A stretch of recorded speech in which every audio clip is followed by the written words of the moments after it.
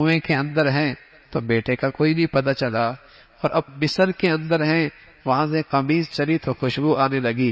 اللہ کی مرضی ہے، جو چاہے کر سکتا ہے، اللہ کی قدرت ہے۔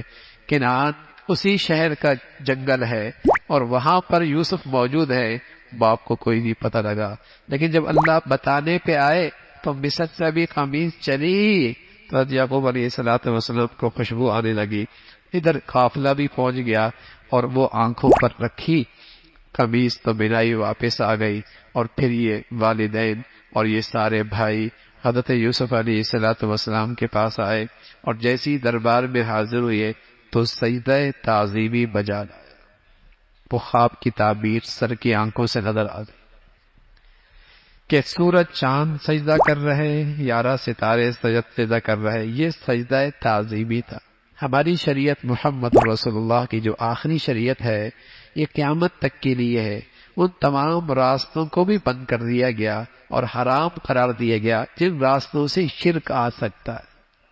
عبادت کا سجدہ تو تمام شریعتوں میں حرام رہا ہے اور حرام ہے، تعظیم کا سجدہ بھی ہماری شریعت میں حرام ہے۔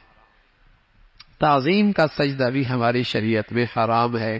ہمارے ہاں مصافحہ ہے، ہمارے ہاں سلام ہے، وہاں یہ تعظیم کا سجدہ تھا، تو یہ اس کی تعبیر ان کے سامنے آئی، اور حضرت یعقوب علیہ السلام نے بھی اپنے بیٹوں کو قصور معاف فرما دیا۔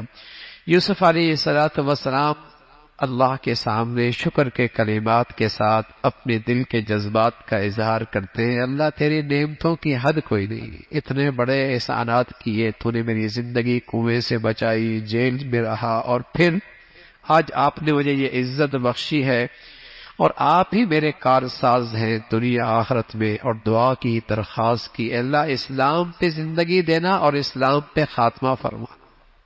حضرت یوسف علیہ السلام اللہ سے اتنی ساری ڈھیر ساری نعمتیں ہیں، لیکن سبحان اللہ، نعمتیں اللہ کی نعمتیں ہی رہیں زندگی میں تو آدمی کے اندر عاجزی بڑھتی ہے، عاجزی کے اندر عاجزی بڑھتی ہے، شکر بڑھتا ہے، اللہ کی طرف رجوع بڑھتا ہے۔ تو حضرت یوسف علیہ السلام نے ان نعمتوں میں اسی جذبات کا اظہار کیا۔ تو یہ ایک پورا واقعہ تھا حضرت یوسف علیہ السلام کا، جو اللہ کے نبی نے اس وقت لوگوں کو سنایا، اور یہ خود آپ کی نبوت کی دلیل تھی، اس لیے کہ ان تاریخی واقعات کے موقع پہ آپ تو موجود نہیں تھے، اللہ نے آپ کو وحی کے ذریعے یہ سارے واقعات بتائے۔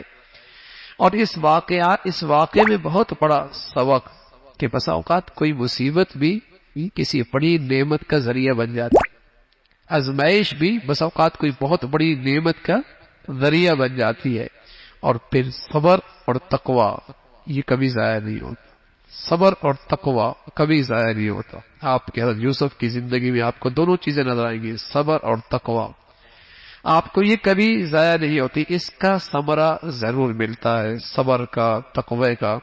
اور پھر کس طریقے سے سبق ملا کہ بھائیوں میں بھی اگر حسد پیدا ہو جائے تو بڑے افسوسناک واقعات پیش آ جاتے ہیں، اس کا تذکرہ فرمایا۔ اور پھر کس طرح مرد عورت کی خلوت آدمی کو فتنوں میں مبتلا کر دیتی ہے۔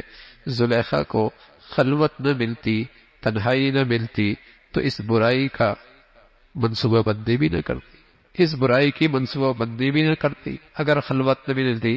اس لیے ہماری شریعت میں فرمایا مرد کا اجنبی عورت کے ساتھ خلوت اور تنہائی حرام ہے، حرام۔ لیکن اب تو پتہ نہیں کیا ہو گیا مسلمانوں کو، جوان بچیاں تنہائیوں میں ٹیوشن پڑھ رہی ہوتی، جوان بچے تنہائیوں میں غیر اجنبی عورتوں کے بچیوں کے ساتھ بیٹھ کے پڑھ رہے ہوتے۔